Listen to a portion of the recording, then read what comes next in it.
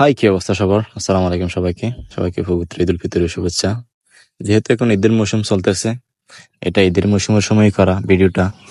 আমি আমার বন্ধু বান্ধবকে নিয়ে একটা জায়গায় যাচ্ছি, আমার বোনের বাড়ি যাওয়ার সময় এই রাস্তাটা আজ যেহেতু আছে, তাই ওরা বললো যে ভাই একটু উঠেন, ভিডিও টিডিও করে একটু কি করা যায় দেখেন। তাই আমিও উঠলাম, যেহেতু আমি ভিডিও টিডিও হালকা পাতলা করে সমস্যা নাই, সেটার জন্য উঠলাম। আমার ভাই বললো যে ভাই একটু ভিডিও করাই দে, আমি একটু তিয়া করবো আর কি।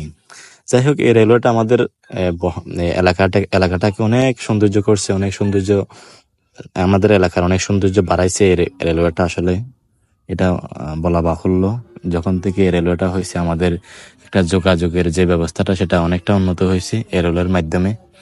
যেখানটায় আপনার বিভিন্ন থেকে ছুটির সময় থেকে শুরু করে বিভিন্ন ফেস্টিভ্যালে যখন আমরা এলাকায় আসি, অবশ্যই আমাদেরকে তখন ওই রেলওয়েতে অবশ্যই যাইতে হবে, যেখানটায় আমাদের গিয়ে আড্ডা দিতে হবে। আড্ডা না দিলে আমাদের মনে হয় যে আমাদের এই মানে ছুটিটা বৃথা হয়ে যাবে।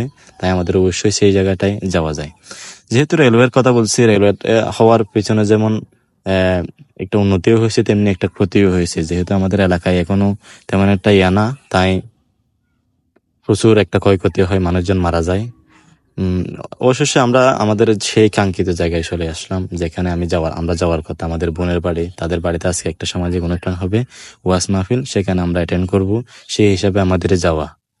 তো আসার পর ওরা বললো যে ভাই কি অবস্থা, এই সেই একটু, আমি যেহেতু ভিডিও টিডিও করতেছে, তারা আমাকে একটা করতেছে। এটাই স্বাভাবিক, এটা সবসময় হয়ে আসতেছে, সামনেও হয়তো বা হবে। যাই হোক, ফেরা নাই, যেহেতু আমি গেছি। এ পর্যন্ত ভালো থাকুন, সুস্থ থাকুন।